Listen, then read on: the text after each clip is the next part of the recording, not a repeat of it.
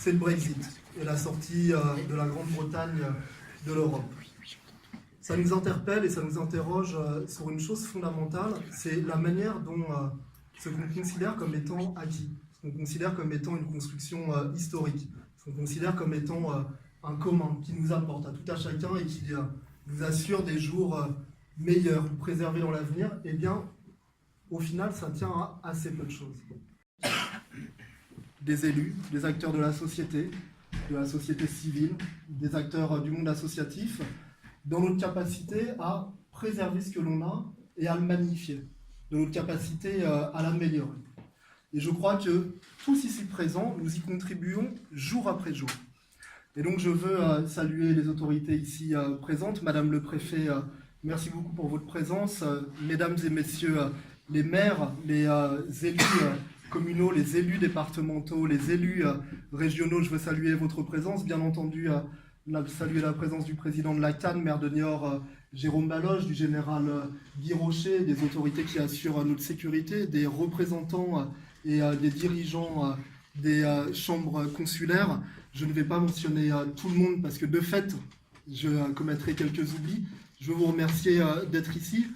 Et le sens principal des propos que je veux vous tenir pour ces vœux, c'est la place que nous occupons, tout à chacun, pour construire du commun, pour construire notre société. Et d'ailleurs, tout ce qui s'est passé depuis le début du mandat d'un nouveau président de la République, Emmanuel Macron, depuis le début du mandat de notre majorité parlementaire et même au-delà, ce n'est pas simplement l'impulsion de ces personnes qui sont nouvellement élues, mais c'est bien avoir un écosystème d'acteurs qui participent à la création d'un destin commun. Et je sais tous ici que vous y participez à votre mesure, avec vos marges de manœuvre. Et donc je vais d'abord commencer par la saluer, bien évidemment.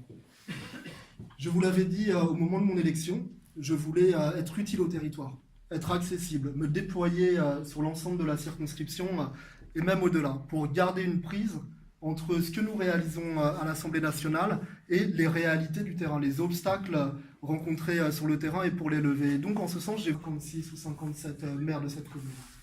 Et pourquoi j'ai voulu faire cet exercice? C'est parce que je sais qu'ils sont acteurs d'un commun à l'échelle de leur commune, qu'ils mettent en tension tous les acteurs, qu'ils soient associatifs, que ce soit la population, qu'ils soient en contact avec les entrepreneurs, avec les agriculteurs.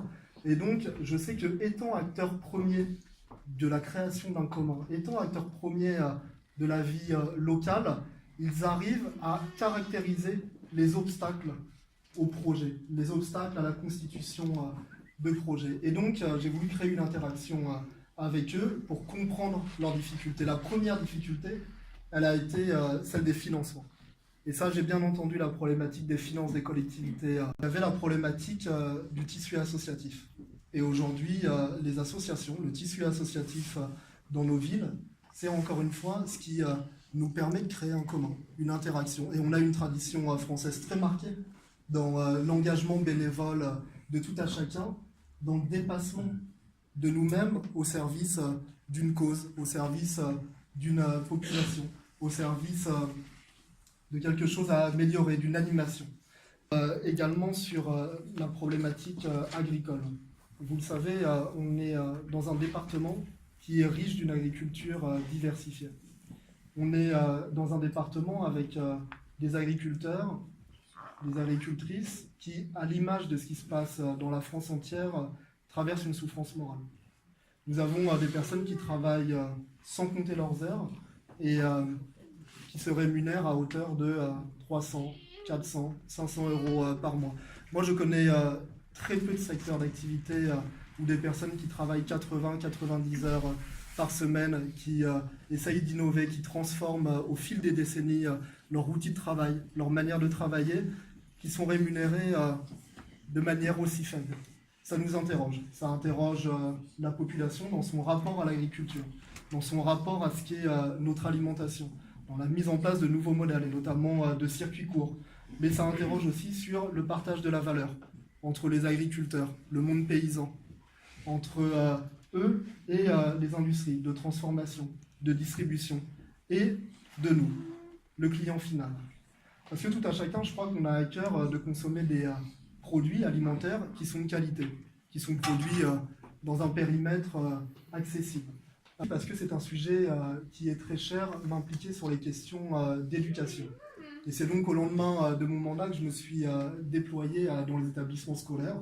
D'abord, j'ai eu le plaisir de faire les rentrées scolaires et les remises de diplômes, parce que c'est un outil de construction de notre jeunesse pour demain, c'est un outil d'émancipation de notre jeunesse. Et je veux pouvoir m'impliquer ici, dans la première circonscription, auprès des acteurs de l'éducation, auprès des acteurs de l'enseignement. C'est ce que j'aurai le plaisir de faire, notamment sur la proposition de Sabrina Lepiel, enseignante au collège Jean Zé, qui a la particularité d'avoir été ma professeure quand j'étais jeune collégien il y a quelques années, et qui m'a proposé d'intégrer un cycle d'échange avec les élèves, avec une dynamique qui était celle de leur faire comprendre que aucun parcours, aucun poste, aucun avenir n'était impossible pour eux, et que tout à chacun pouvait, à force d'aide, de détermination et de travail, accéder à la responsabilité qui lui convient le mieux. Du bac. Et à ce titre-là, une réforme, je vous le dis, c'est le sens de mon propos, elle ne se fait pas de manière hors sol depuis l'Assemblée nationale. C'est toute l'importance qu'on a dans l'interaction à créer avec les acteurs du monde de l'éducation. Une réforme du bac qui doit privilégier le contrôle continu, notamment. Une réforme des universités qui est passée, qui s'est faite en concertation avec les acteurs de l'enseignement supérieur, avec les acteurs du monde éducatif. À titre d'exemple, pour mettre fin à une aberration qui était celle du tirage au sort sur les filières, qui n'était pas acceptable aujourd'hui de jouer sur un coup de poker le destin, la trajectoire ou le parcours de l'un de nos jeunes. Et donc nous avons décidé d'y mettre fin. Encore une fois, c'est quelque chose qui se construit dans l'interaction.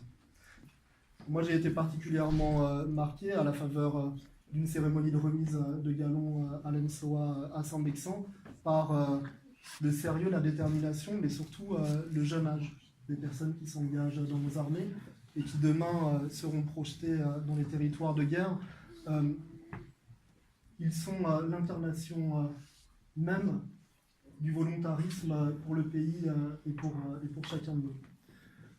Les pompiers, j'ai été à la Sainte-Barbe il y a peu de temps à Mazères-en-Gâtine. Ça a été l'occasion de rendre hommage à ce corps qui a payé un lourd tribut énergétique. Un sujet d'actualité sur notre territoire et plus globalement d'actualité nationale. C'est l'existence d'un PNR dans le Marais Poitevin, qui est une richesse pour notre territoire, et j'espère la future existence en Gâtine d'un futur PNR pour lequel je me mobilise, car j'aimerais que cela puisse émerger. Et c'est au travers de cet engagement sur des parcs naturels régionaux, c'est au travers de l'engagement d'acteurs, y compris économiques. Monsieur Dutruc, je salue votre présence, plus au titre de la CCI, mais cette fois-ci de Céolis, mais aussi d'un certain nombre d'acteurs qui travaillent contre l'obsolescence programmée, qui s'engagent dans des associations pour la préservation de l'environnement. Je pense que c'est tout simplement préparer notre avenir. À la faveur de cette mobilisation et de l'interaction que nous avons eue avec eux, nous avons encore une fois légiféré. Ça a été le formidable projet de loi porté par Nicolas Hulot, mettant fin au développement, continuer mes interactions avec l'ensemble des acteurs du territoire. Alors vous l'avez remarqué, ça m'a coûté un bonnet d'âne. Parce que je n'étais pas assez visiblement présent ou actif à l'Assemblée. Je veux vous rassurer sur une chose, c'est que malgré ce bonnet d'âne, je continuerai à me déployer sur le territoire, et même si cela n'est pas pris en compte dans quelconque statistique, parce que je crois que l'erreur résiderait dans le fait pour un parlementaire de s'enfermer dans un bureau à l'Assemblée nationale et d'acquérir la conviction qu'il a raison depuis Paris sur l'ensemble ou vis-à-vis de l'ensemble des efforts déployés sur le terrain ou de la réalité du terrain. Donc je continuerai à me déployer, je continuerai à écouter les critiques, à rassurer, à expliquer. Et à la fin, et je crois que c'était la démonstration que nous avons réussi à faire pour ces 8 premiers mois de mandat, eh bien nous agirons. nous prendrons des décisions, parce que c'est le mandat que nous avons reçu, et donc nous n'hésiterons pas à passer à l'acte, après avoir eu une démarche constructive.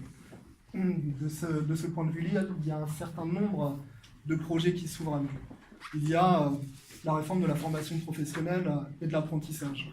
Les 3 aspects, dispositif d'allocation familiale, de quotient familial et de dispositif fiscal, et un certain nombre de services publics, et notamment les places en crèche. Et en face de ça, on a des objectifs, notamment de lutte contre la pauvreté, notamment de conciliation entre la vie professionnelle et la vie familiale, notamment en termes de capacité, de possibilité d'avoir des enfants, et un fait qui est la baisse de la natalité, qui nous interroge simplement sur les raisons pour lesquelles elle baisse. Et donc, ces objectifs, lutte contre la pauvreté, conciliation vie professionnelle et vie familiale, notamment pour les femmes, et déclin de la natalité, ils ne sont pas atteints. Et donc, quand on déploie une politique importante, puissante, on doit toujours s'interroger sur les objectifs poursuivis et si elle représente le bon outil pour les atteindre. Ils sont pleine et entière à être utiles pour le territoire, à être utiles pour le pays, et je vais vous souhaiter mes meilleurs vœux pour cette année 2018, la santé, parce que c'est très important, et des moments d'épanouissement avec vos proches et plus largement, ainsi que des moments de plaisir. Je vous remercie.